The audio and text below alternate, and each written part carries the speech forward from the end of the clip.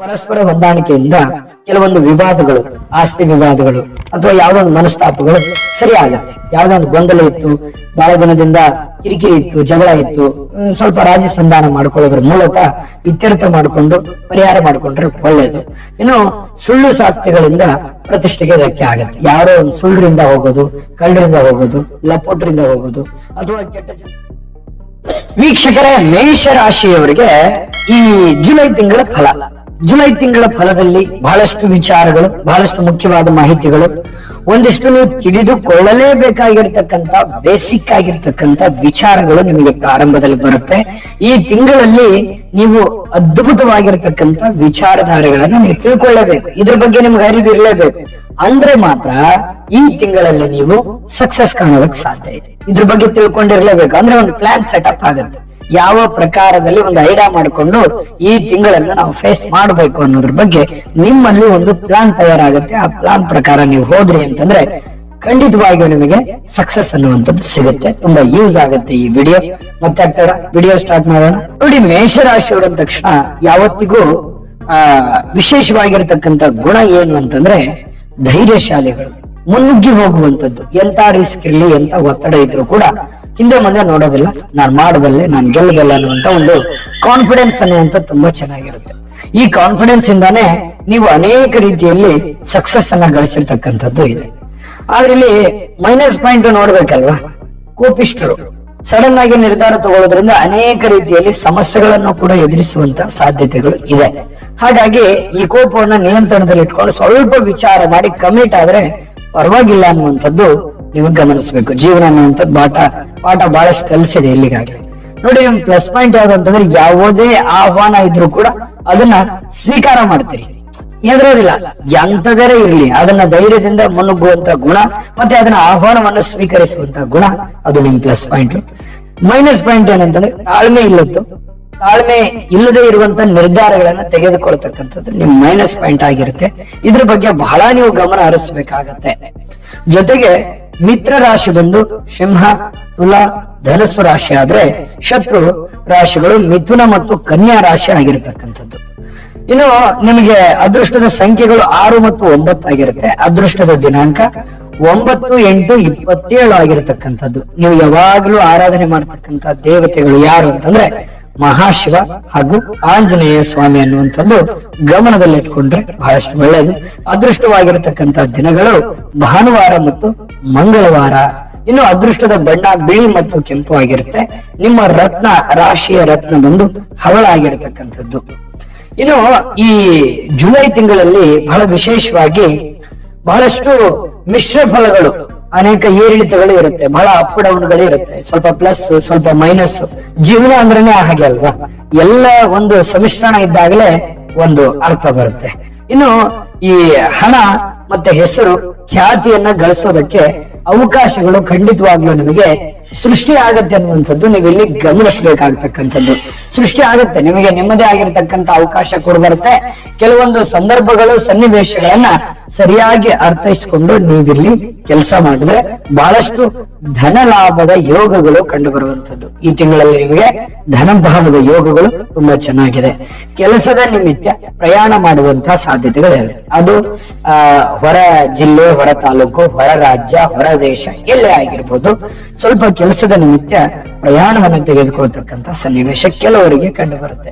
ಇನ್ನು ಕೆಲವೊಬ್ಬರಿಗೆ ಇಚ್ಛಿತವಾಗಿರತಕ್ಕಂಥ ಸ್ಥಳಕ್ಕೆ ವರ್ಗಾವಣೆ ಆಗುವಂಥದ್ದು. ನೀವು ಮಾಡುವಂತಹ ಕೆಲಸ ಕಾರ್ಯಗಳನ್ನ ಬೇರೆಡೆಗೆ ನಿಮ್ಮ ಇಚ್ಛೆ ಇರತಕ್ಕಂತ ಸ್ಥಳಗಳಿಗೆ ಬದಲಾವಣೆ ಮಾಡಿಕೊಳ್ಳುವಂತಹ ಸಾಧ್ಯತೆಗಳು ಕೂಡ ಕೆಲವೊಂದು ಜನರಿಗೆ ಇಲ್ಲಿ ಕಂಡು ಬರ್ತಾ ಇರತಕ್ಕಂಥದ್ದು. ಇನ್ನು ಸರ್ಕಾರದ ಕಡೆಯಿಂದ ಸಣ್ಣ ಪುಟ್ಟ ತೊಂದರೆಗಳು ಉಂಟಾಗುತ್ತೆ. ಏನೋ ಕೆಲಸ ಆಗುವಂಥದ್ದು ಅರ್ಧದಲ್ಲೇ ನಿಲ್ಲಬಹುದು, ಅಲದಾಟ ಜಾಸ್ತಿ ಆಗ್ಬೋದು. ಮಾಡ್ಕೊಡ್ತೀನಿ ಯಾವುದೋ ಒಂದು ಕೆಲಸ ಅಂತಂದವ್ರು ಅಲುಗಾಡಿಸುವಂತ ಸನ್ನಿವೇಶಗಳಿರುತ್ತೆ. ಸ್ವಲ್ಪ ದುಡ್ಡಿಗೂ ಕೂಡ ಖರ್ಚಾಗುವಂತ ಸನ್ನಿವೇಶಗಳು ಇರುತ್ತೆ. ಇನ್ನೂ ಜಾಸ್ತಿ ಎಫರ್ಟ್ ಬೇಕು ಸರ್ಕಾರದ ಕೆಲಸಗಳು ಏನಾದ್ರೂ ನಿಮ್ಗೆ ಆಗಬೇಕು ಅಂತಂದ್ರೆ. ಇನ್ನು ಅಮೂಲ್ಯವಾಗಿರತಕ್ಕಂತ ವಸ್ತುಗಳನ್ನ ಕಳೆದುಕೊಳ್ಳುವಂತಹ ಸನ್ನಿವೇಶ ಇರುತ್ತೆ. ನಿಮ್ಗೆ ಗೊತ್ತಿದ್ದು ಎಲ್ಲೋ ಒಂದ್ ಕಡೆ ಇಟ್ಟು ಮಿಸ್ ಆಗ್ಬೋದು, ಕಳುವಾಗ್ಬೋದು, ಯಾರೋ ಎತ್ಕೊಂಡು ಹೋಗ್ಬಿಡ್ಬೋದು. ಸ್ವಲ್ಪ ನಿಮ್ಮ ಬೆಲೆ ಬಾಳ್ತಕ್ಕಂತ ವಸ್ತುವಿನ ಬಗ್ಗೆ ಬಹಳ ಕಾಳಜಿ, ಬಹಳ ಎಚ್ಚರಿಕೆ, ಬಹಳ ಜಾಗರೂಕರಾಗಿ ಇರಬೇಕಾಗತ್ತೆ.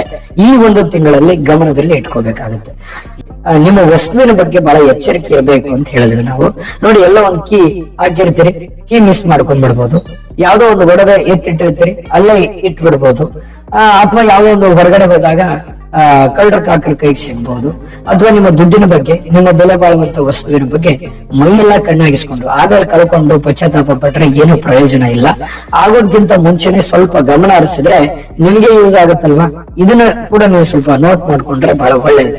ಇನ್ನು ಪರಸ್ಪರ ಹೊಂದಾಣಿಕೆಯಿಂದ ಕೆಲವೊಂದು ವಿವಾದಗಳು, ಆಸ್ತಿ ವಿವಾದಗಳು ಅಥವಾ ಯಾವ್ದೊಂದು ಮನಸ್ತಾಪಗಳು ಸರಿ ಆಗುತ್ತೆ. ಯಾವ್ದೊಂದು ಗೊಂದಲ ಇತ್ತು, ಬಹಳ ದಿನದಿಂದ ಕಿರಿಕಿರಿ ಇತ್ತು, ಜಗಳ ಇತ್ತು, ಸ್ವಲ್ಪ ರಾಜಿ ಸಂಧಾನ ಮಾಡ್ಕೊಳ್ಳೋದ್ರ ಮೂಲಕ ಇತ್ಯರ್ಥ ಮಾಡಿಕೊಂಡು ಪರಿಹಾರ ಮಾಡಿಕೊಂಡ್ರೆ ಒಳ್ಳೇದು. ಇನ್ನು ಸುಳ್ಳು ಸಾಕ್ಷ್ಯಗಳಿಂದ ಪ್ರತಿಷ್ಠೆಗೆ ಧಕ್ಕೆ ಆಗುತ್ತೆ. ಯಾರೋ ಒಂದು ಸುಳ್ಳರಿಂದ ಹೋಗೋದು, ಕಳ್ಳರಿಂದ ಹೋಗೋದು, ಲಪೋಟರಿಂದ ಹೋಗೋದು, ಅಥವಾ ಕೆಟ್ಟ ಜನರ ಸಹವಾಸ ಮಾಡೋದು, ದುಷ್ಟ ಚಟಗಳಿಗೆ ದಾಸನಾಗುವಂತದ್ದು, ಅಥವಾ ಯಾರೋ ಹೇಳಿದಾರ ಮಾತ್ರಕ್ಕೆ ಅವ್ರ ಮಾತು ಕೇಳ್ಕೊಂಡು ಸುಮ್ಮನೆ ಏನೋ ಒಂದು ನಿರ್ಧಾರಗಳನ್ನು ತೆಗೆದುಕೊಂಡ್ಬಿಡೋದು, ಇಂಥದ್ರಿಂದ ನಿಮ್ಮ ಗೌರವಕ್ಕೆ ಚ್ಯುತಿ ಆಗತ್ತೆ, ನಿಮ್ಮ ಗೌರವಕ್ಕೆ ಧಕ್ಕೆ ಆಗತ್ತೆ. ನಿಮಗೆ ನಿಮ್ಮದೇ ಆಗಿರತಕ್ಕಂತ ಒಂದು ಒಳ್ಳೆ ಕ್ಯಾರೆಕ್ಟರ್ ಇರುತ್ತೆ, ಅಂತ ಒಂದು ಒಳ್ಳೆ ಕ್ಯಾರೆಕ್ಟರ್ ನ ನೀವು ಹಾಳು ಮಾಡ್ಕೋಬೇಡ್ದು. ನೀವು ಯಾವ್ದನ್ನ ಮಾಡ್ಕೋಬೇಕು, ಯಾವ್ದನ್ನ ಮಾಡಬಾರ್ದು ಅನ್ನುವಂಥದ್ದನ್ನ ನಿಮ್ಮಲ್ಲೇ ನೀವು ಇನ್ನೊಮ್ಮೆ ಸ್ಕ್ಯಾನ್ ಮಾಡ್ಕೊಳ್ಳಿ. ಮಾಡಿಕೊಂಡು ಮುಂದೆ ಬರೆದ್ರೆ ನಿಮ್ಮ ಗೌರವವನ್ನು ಉಳಿತದೆ. ಸುಮ್ಮನೆ ಯಾರೋ ಹೇಳಿದವ್ರ ಮಾತು ಕೇಳ್ಕೊಂಡು ನಿಮ್ಮ ವ್ಯಕ್ತಿತ್ವವನ್ನು ಹಾಳು ಮಾಡ್ಕೊಳ್ಳುವಂತ ಪ್ರಯತ್ನವನ್ನ ಮಾಡಬೇಡಿ. ಇದ್ರ ಬಗ್ಗೆನೂ ಕೂಡ ಗಮನದಲ್ಲಿ ಇಟ್ಕೊಳ್ಳಿ. ಇನ್ನು ಅತಿ ಬುದ್ಧಿವಂತಿಕೆಯಿಂದ ಕೆಲವೊಂದು ಸಮಸ್ಯೆಗಳು ಹೆಚ್ಚಾಗತ್ತೆ. ನಿಮ್ಮ ಹತ್ರ ವೀಕ್ನೆಸ್ ಪಾಯಿಂಟ್ ಇದೆ. ಪ್ರಾಬ್ಲಮ್ ಅಂತ ಬಂದಾಗ ಎಲ್ಲರಿಗೂ ಸ್ಪಂದಿಸ್ಬಿಡ್ತೀರಿ. ನಿಮ್ ಪ್ರಾಬ್ಲಮ್ ಕೂಡ ಲೆಕ್ಕಕ್ಕಿರಲ್ಲ, ಬೇರೆಯವ್ರ ಪ್ರಾಬ್ಲಮ್ ಗಣನೆಗೆ ತಗೊಂಡು ನೀವು ಅತಿಯಾಗಿ ನಂಬಿಕೊಂಡು ದುಡ್ಡು, ಸ್ವಲ್ಪ ಗೌರವಗಳು, ಹಣ, ಆಸ್ತಿ ಈ ರೀತಿಯಾಗಿರ್ತಕ್ಕಂಥದ್ದನ್ನ ಅನೇಕ ರೀತಿಯಲ್ಲಿ ನೀವು ಕಳ್ಕೊಂಡಿರ್ತೀರಿ ಇಲ್ಲಿಗಾಗ್ಲೇ. ಮುಂದೆ ಆ ರೀತಿಯಲ್ಲಿ ಮಾಡ್ಲಿಕ್ಕೆ ಹೋಗ್ಬಾರ್ದು. ಇದ್ರ ಬಗ್ಗೆ ಹೆಚ್ಚಿನ ಗಮನವನ್ನು ಹರಿಸುವಂತಹ ಪ್ರಯತ್ನವನ್ನ ನೀವು ಇಲ್ಲಿ ಮಾಡ್ಕೋಬೇಕಾಗತ್ತೆ. ಸ್ವಲ್ಪ ದುಡುಕುತನದ ವ್ಯವಹಾರ ಬೇಡ. ಮೂರನೇ ವ್ಯಕ್ತಿಗಳ ಜೊತೆಯಲ್ಲಿ ಎಚ್ಚರಿಕೆಯಿಂದಿರುವಂತಹ ಪ್ರಯತ್ನವನ್ನ ಮಾಡ್ಬೇಕು. ಇನ್ನು ಒಳ್ಳೆ ಹೊಂದಾಣಿಕೆ ಮಾಡ್ಕೊಂಡು ಹೋದ್ರೆ ಬಹಳಷ್ಟು ಶುಭಕಾರಕವಾದ ಫಲಗಳು ಸಿಗುತ್ತೆ. ಅಧಿಕ ಖರ್ಚಿನಿಂದ ಅಸಮಾಧಾನ ಇರುತ್ತೆ. ಖರ್ಚಿಗೆ ಕಡಿವಾಣ ಹಾಕ್ಬೇಕು. ಖರ್ಚಿನ ಬಗ್ಗೆ ನಾನು ಬಹಳಷ್ಟು ಹೇಳಿದ್ದೀನಿ ಹಿಂದಿನ ವಿಡಿಯೋದಲ್ಲಿ. ಯಾಕಂದ್ರೆ ಲಂಗು ಲಗಾಮ್ ಇರಲ್ಲ. ನಿಮ್ ಕೈಯಲ್ಲಿ ದುಡ್ಡು ಬಂದ್ಬಿಡ್ತು ಅಂತಂದ್ರೆ ಮೀಟರ್ ಏರ್ದಂಗೆ ಏರ್ಬಿಡುತ್ತೆ ನಿಮ್ ಖರ್ಚು. ಸುಮ್ಮನೆ ಇರಲ್ಲ ನಿಮ್ ಕೈ. ಏನಾದ್ರು ಒಂದು ಖರ್ಚು ಮಾಡ್ತಾ ಇರ್ತೀರಿ, ಏನಾದ್ರು ಒಂದು ತೆಗೆದುಕೊಳ್ಳೋದು, ಶಾಪಿಂಗ್ ಮಾಡೋದು ಇದು ಇರುತ್ತೆ. ಇದರಿಂದ ದುಡ್ಡು ಪೋಲ್ ಆಗುತ್ತೆ. ಇದ್ರ ಬಗ್ಗೆ ನೀವು ಕಡಿವಾಣ ಹಾಕುವಂತ ಪ್ರಯತ್ನ ಮಾಡ್ಕೋಬೇಕು. ಜೊತೆಗೆ ಶತ್ರು ನಿಗ್ರಹ, ದೊಡ್ಡ ಯೋಜನೆಗಳಲ್ಲಿ ಯಶಸ್ಸಾಗುತ್ತೆ. ಇದು ಒಂದು ಒಳ್ಳೆ ಫಲ ಅಂತ ಹೇಳ್ಬೋದು ನಿಮಗೆ. ಜೊತೆಗೆ ಆದಾಯದ ಒಂದು ತೆರಿಗೆ, ಸೇವಾ ತೆರಿಗೆ, ಇನ್ಕಮ್ ಟ್ಯಾಕ್ಸ್ ಮುಂತಾದ ಲೆಕ್ಕಪತ್ರಗಳು, ಹುಡುಕೊಳ್ಳಿಕೆ ವ್ಯವಹಾರಗಳು ಕಂಪ್ಲೀಟ್ ಮಾಡ್ಕೊಳ್ಳುವಂತ ಸನ್ನಿವೇಶಗಳು ಈ ತಿಂಗಳಲ್ಲಿ ಇದೆ. ವ್ಯವಹಾರಗಳನ್ನ ಸರಿ ಮಾಡ್ಕೊತೀರಿ. ಇದು ಕೂಡ ತುಂಬಾ ಸಮಾಧಾನ ಪಟ್ಕೊಳ್ತಕ್ಕಂತ ಸಂಗತಿ ಅಂತ ಹೇಳ್ಬೋದು. ಇನ್ನು ಬಂಧು ಮಿತ್ರರೊಂದಿಗೆ ಹೊರ ಹೋಗುವಂತ ಅವಕಾಶ ಇರುತ್ತೆ. ಎಲ್ಲೋ ಜಾಲಿಯಾಗಿ ಶಾಪಿಂಗ್ ಮಾಡೋದು, ಅಥವಾ ಯಾವ್ದೋ ಒಂದು ಪಿಕ್ನಿಕ್ ಹೋಗೋದು, ಪಾರ್ಟಿ ಮಾಡೋದು, ಇಂಥವು ಕಂಡು ಬರುವಂತದ್ದು. ಮಾತೆಯಿಂದ ಸಮಸ್ಯೆಗೆ ಮುಕ್ತಿ ಆಗುತ್ತೆ. ಯಾವ್ದೋ ಒಂದು ಕಾಂಟ್ರವರ್ಸಿಗಳಿದ್ರೆ ಅದು ಮುಕ್ತಿ ಆಗುವಂತ ಸನ್ನಿವೇಶಗಳಿರುತ್ತೆ. ತುಂಬಾ ದಿನಗಳಿಂದ ಬಾಕಿ ಇರ್ತಕ್ಕಂತಹ ಹಣ ನಿಮ್ ಕೈ ಸೇರುವಂತದ್ದು, ನಿಂತು ಹೋಗಿರುವಂತಹ ಕೆಲಸಗಳು ಮರುಚಾಲನೆ ಆಗುತ್ತೆ. ಏನೋ ಒಂಥರ ಹೊಸ ಉತ್ಸಾಹ, ಹೊಸ ಉಲ್ಲಾಸಗಳು ಈ ತಿಂಗಳಲ್ಲಿ ಕಂಡು ಬರುತ್ತೆ. ಇನ್ನು ನಿಮ್ಮ ಸಂಗಾತಿಯ ಆರೋಗ್ಯದಲ್ಲಿ ಸಣ್ಣ ಪುಟ್ಟ ಕಿರಿಕಿರಿ ಇರುತ್ತೆ. ನಿಮ್ಮ ಪತ್ನಿಯೋ, ನಿಮ್ಮ ಪತಿಯೋ, ನಿಮ್ಮ ಪ್ರೀತಿ ಪಾತ್ರರು ಸ್ವಲ್ಪ ಆರೋಗ್ಯದ ಬಗ್ಗೆ ಸ್ವಲ್ಪ ಕಾಳಜಿ ಇರಬೇಕು. ಈ ತಿಂಗಳ ಕೊನೆಯಲ್ಲಿ ಕೆಲವೊಂದು ರಹಸ್ಯ ಪ್ರಕರಣಗಳು ಬಯಲಿಗೆ ಬರುವಂತ ಸನ್ನಿವೇಶಗಳಿದೆ. ಆ ರಹಸ್ಯವಾಗಿರತಕ್ಕಂತ ವಿಚಾರಗಳನ್ನ ಬಯಲಿಗೆ ಬರದೇ ಇರೋ ತರ ನೋಡ್ಕೊಳ್ಳುವಂತ ಪ್ರಯತ್ನವನ್ನ ಮಾಡಿದ್ರೆ ಒಳ್ಳೆಯದು. ಇದ್ರ ಬಗ್ಗೆನೂ ಕೂಡ ಬಹಳ ಗಮನದಲ್ಲಿ ಇಟ್ಕೋಬೇಕಾಗತ್ತೆ. ಈ ತಿಂಗಳ ಅಂತ್ಯದಲ್ಲಿ ಹಿರಿಯ ಅಧಿಕಾರಿಗಳಿಂದ ಒಂದು ಪ್ರಶಂಸೆ ಸಿಗುತ್ತೆ. ಸರ್ಕಾರಿ, ಅರೆ ಸರ್ಕಾರಿಯಲ್ಲಿ ಕೆಲಸ ಮಾಡ್ತಾ ಇದ್ರೆ ಅಂತವರಿಂದನೂ ಕೂಡ ಸ್ವಲ್ಪ ಮೇಲಧಿಕಾರಿಗಳಿಂದ ಮಾನ ಸನ್ಮಾನಗಳು, ಯಶಸ್ಸು ಈ ರೀತಿ ಸಿಗುತ್ತೆ.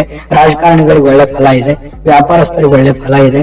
ಅನೇಕ ಎಚ್ಚರಿಕೆಗಳು ಈ ವಿಡಿಯೋದಲ್ಲಿ ತಿಳಿಸಿದೀವಲ್ಲ, ಆ ಎಚ್ಚರಿಕೆಗಳನ್ನ ಗಮನದಲ್ಲಿ ಏನಾದ್ರೂ ನೀವು ಇಟ್ಕೊಂಡಿದ್ದೆ ಆದ್ರೆ ಈ ತಿಂಗಳು ನಿಮ್ಗೆ ಅದ್ಭುತವಾದ ತಿಂಗಳು ಅನ್ನೋದ್ರಲ್ಲಿ ಎರಡು ಮಾತಿಲ್ಲ. ಇಲ್ಲಿ ಇಂಥ ಒಳ್ಳೆ ಫಲ ಸಿಗೋದು ಪರಿಹಾರ ಬೇಕೇ ಬೇಕು. ಪರಿಹಾರ ಇಲ್ಲದೆ ಇದ್ರೆ ಕಷ್ಟ ಆಗುತ್ತೆ. ಆ ಪರಿಹಾರಗಳನ್ನ ತಿಳಿಸ್ಕೊಳ್ಳೋಣ. ಪರಿಹಾರ ತಿಳಿಸ್ಕೊಡೋದಕ್ಕಿಂತ ಮುಂಚೆ ನಿಮ್ಮ ಹತ್ರ ಒಂದು ಚಿಕ್ಕ ರಿಕ್ವೆಸ್ಟ್. ಈ ವಿಡಿಯೋ ಹೇಗೆ ಅನಿಸ್ತು ಅನ್ನುವಂಥದ್ದು ಕಾಮೆಂಟ್ ಮಾಡಿ. ನಿಮ್ಮ ಅಭಿಪ್ರಾಯ ನಮ್ಗೆ ತುಂಬಾ ಮುಖ್ಯ ಆಗುತ್ತೆ. ವಿಡಿಯೋ ಇಷ್ಟ ಆಗಿದ್ರೆ ಲೈಕ್ ಮಾಡಿ, ಶೇರ್ ಮಾಡಿ. ನಮ್ಮ ಚಾನಲ್ ಅನ್ನ ಸಬ್ಸ್ಕ್ರೈಬ್ ಮಾಡ್ಕೊಳ್ಳೋದನ್ನ ಮರಿಬೇಡಿ. ವಿಡಿಯೋ ಕೆಳಗಡೆ ಡಿಸ್ಕ್ರಿಪ್ಷನ್ ಅಲ್ಲಿ ಲಿಂಕ್ ಇದೆ. ಅಲ್ಲೂ ಕೂಡ 12 ರಾಶಿಯವರ ಈ ಒಂದು ಜುಲೈ ತಿಂಗಳ ಮಾಸ ಫಲ ಸಿಗುತ್ತೆ. ಇಷ್ಟವಾಗಿರತಕ್ಕಂತ ವಿಡಿಯೋವನ್ನ ನೋಡ್ಕೊಂಡು ತಿಳ್ಕೊಳ್ಳಿ ಅನ್ನುವಂತ ಮಾತನ್ನ ಹೇಳ್ತಾ ಬನ್ನಿ ಪರಿಹಾರ ಏನ್ ಮಾಡ್ಕೋಬೇಕು ಈ ತಿಂಗಳಲ್ಲಿ ಮೇಷ ರಾಶಿಯವರು ಅಂತಂದ್ರೆ, ಶ್ರೀ ಗಣಪತಿಗೆ ಗರಿಕೆಯನ್ನ ಅರ್ಪಿಸ್ತಕ್ಕಂಥದ್ದು, ಉದ್ದಿನ ಬೇಳೆಯನ್ನ ದಾನ ಮಾಡೋದು ನಿಮ್ಮ ಕೈಲಾದಷ್ಟು.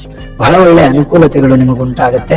ಕೇಸರಿ ತಿಲಕವನ್ನ ಧಾರಣೆಯನ್ನ ಮಾಡಿ, ಕಾಗೆಗಳಿಗೆ ಪಶು ಪಕ್ಷಿಗಳಿಗೆ ಆಹಾರವನ್ನು ಹಾಕುವಂತಹ ಪ್ರಯತ್ನವನ್ನ ಮಾಡಿದ್ರೆ ಬಹಳಷ್ಟು ಒಳ್ಳೆಯ ಫಲಗಳು ಸಿಗುತ್ತೆ, ಶುಭಕಾರಕವಾದ ಫಲಗಳು ಸಿಗಲಿ ಅಂತ ಪ್ರಾರ್ಥನೆ ಮಾಡ್ಕೊಳ್ತಾ ಸರ್ವೇ ಜನಃ ಸುಖಿನೋ ಭವಂತು.